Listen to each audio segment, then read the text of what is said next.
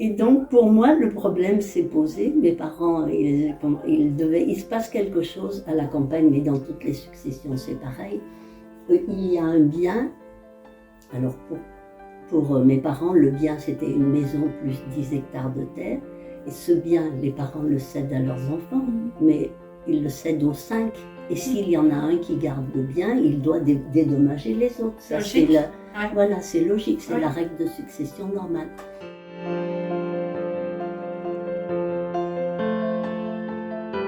Et donc, payer une propriété, mes parents, ils n'avaient plus un sou.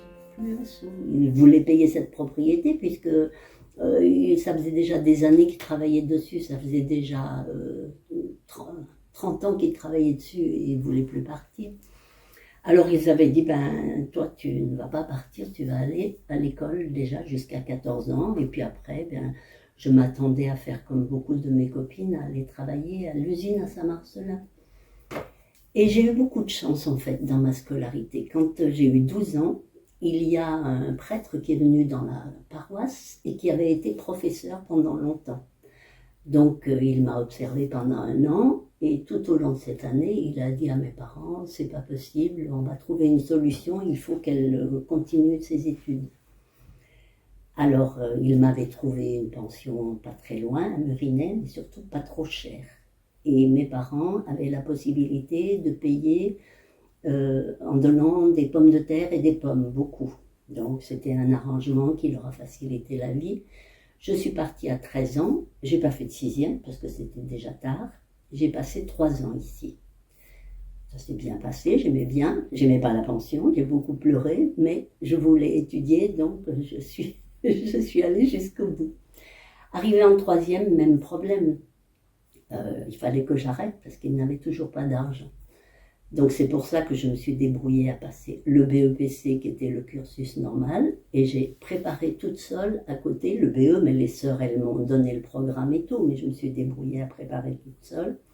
Elles m'ont emmené passer mon BE à Grenoble, je voulais plus y aller, mais bon, une fois que j'étais prête, elles ont insisté, elles m'ont emmenée, elles ont bien fait, j'ai eu mes deux diplômes et donc je pouvais enseigner. D'ailleurs, je me suis toujours demandé comment j'aurais fait parce que j'avais 16 ans et qu'est-ce qu'on fait à 16 ans dans une classe? Face à une classe de... Mais peut-être qu'on est sous la tutelle de... Je ne sais pas comment ça se passait à cette époque-là. J'avais été nommée à Dolomieu, encore un petit village de campagne là-bas, à Dolomieu. Encore une fois, j'ai eu beaucoup de chance parce que j'ai rencontré une personne qui était professeure à Notre-Dame de Sion, Grenoble. Une école assez prestigieuse à l'époque, Notre-Dame de Sion. Et elle me dit, je te propose la chose suivante, je te prends au pair, tes parents n'auront rien à payer, côté voyage. Alors je vais aller leur parler, ce qu'elle a fait gentiment, et puis mes parents ont dit, ben, si ça lui plaît et si c'est vrai qu'on n'a rien à payer, bien sûr qu'on est d'accord. Ils étaient vraiment tellement juste financièrement. Il y avait un trousseau, puisqu'on avait un uniforme trousseau à m'acheter, la jupe plissée bleu marine, le chemisier bleu ciel. Ils ne pouvaient pas. Ils ont emprunté à l'un de mes frères qui commençait juste à travailler pour pouvoir me payer ce trousseau. Et ça m'est resté vraiment sur le cœur de me dire, c'est fou ça, ils ne pouvaient pas me payer mon trousseau.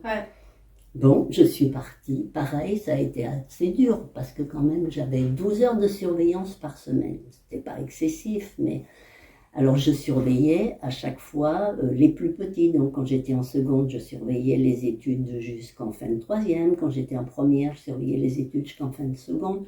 Ça se passait très bien. Et j'avais aussi une autre tâche. Je m'occupais des tout petits de la maternelle avec une autre dame pour les faire déjeuner à midi. Alors ça, j'adorais. Ça passait très bien.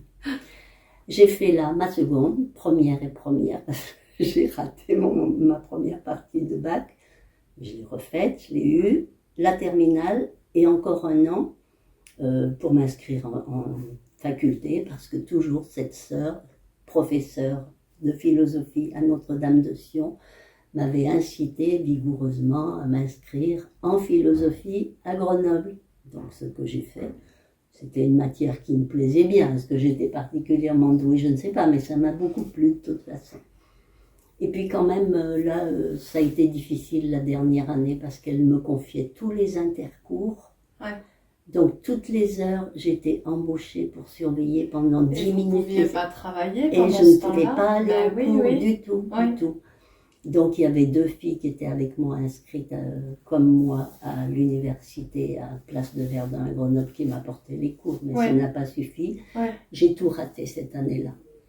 Mes parents me disaient, mais arrête-toi, c'est déjà bien ce que tu as. Mais bon, vous savez qu'on est têtus. On est têtus dans la famille. J'avais décidé que je voulais aller au bout. Je m'étais trouvé une place dans un foyer de l'étudiante à 2 pas de la faculté de lettres, place de Verdun, où on me prenait aussi au pair. Alors là, je devais faire du ménage, faire la vaisselle, et puis le soir, les étudiantes avaient le droit de sortir jusqu'à minuit. Donc, il fallait que quelqu'un surveille la porte, les entrées et sorties de 9h à minuit.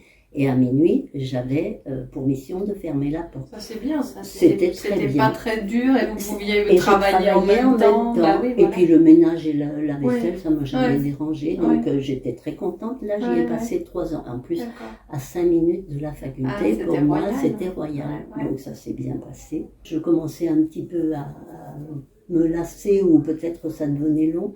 Je me demandais ce que j'allais faire. Il me manquait pas grand-chose pour finir ma licence.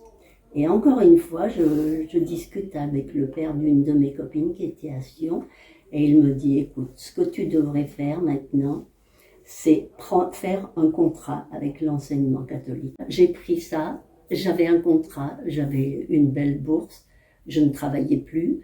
Pour la première fois de ma vie, j'avais une chambre toute seule au village olympique de Grenoble, alors que j'avais jamais eu une chambre toute seule. Au village olympique, c'était en quelle année ça? C'était en 68, 69. D'accord. C'est là que j'ai rencontré ton papy, et j'ai pu terminer ma licence de philosophie comme ça, avec une belle dernière année où j'ai eu la belle vie d'étudiante.